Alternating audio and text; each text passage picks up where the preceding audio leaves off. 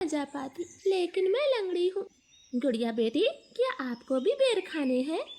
हाँ मम्मा, मेरा दिल तो बहुत है, मगर मैं लंगड़ी हूँ।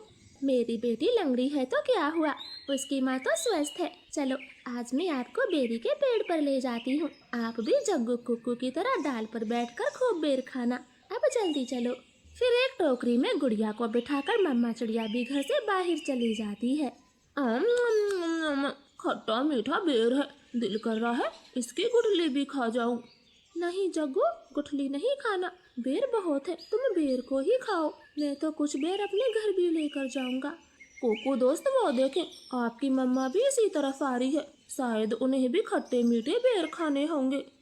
फिर मम्मा चिड़िया गुड़िया के साथ पेड़ पर बैठ जाती है। गुड़िया तो कई महीनों के बाद घर से बाहर आई थी, वो बहुत खुश होती है। यहाँ कितना अच्छा लगता है, खुला आसमान, चारों तरफ पेड़ पौधे और ताजी ताजी हवा।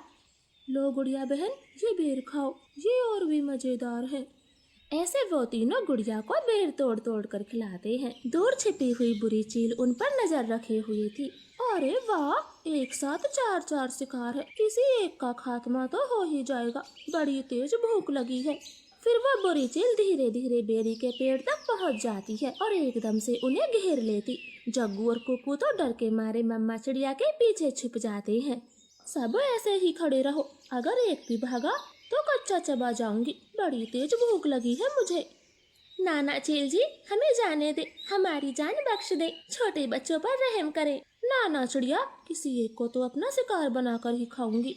चील उनके सामने बैठी थी, तभी धीरे से जग्गू कौवा कुक्कू के कान में बोलता है, कुक्कू दोस्त, इस चील को गुड़िया को सौंप देते हैं, वैसे भी गुड़िया लंगड़ी है, ये जी कर क्या करेगी, कम से कम हम तीनों की तो जान बचेगी। जग्गू की ये बात सुनकर कुक्कू तुरंत अपनी माँ से बोलता है, मम्मा मम्मा, गुड़िया को यहीं छोड़ दो और चलो यहाँ से, हम अपनी जान बचाते हैं।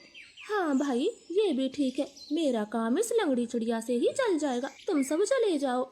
चील ने इतना कहा ही था कि तभी रानो चिड़िया जोर से चील को धक्का मारती है और पेड़ से नीचे गिरा देती।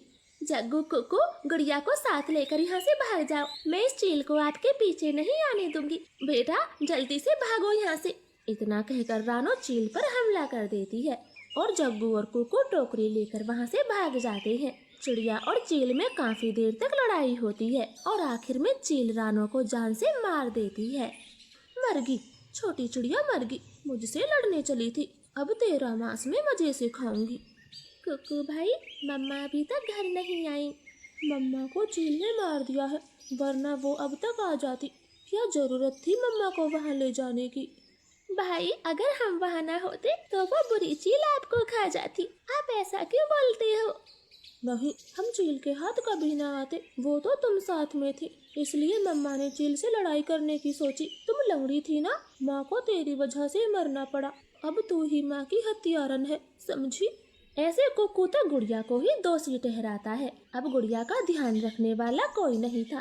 कुक्कू सारे सारे दिन बाहर घूमता फिरता, वो लंगड़ी बहन का बिल्कुल भी ख्याल नहीं रखता, चाहे वो भूखी हो या फिर प्यासी हो।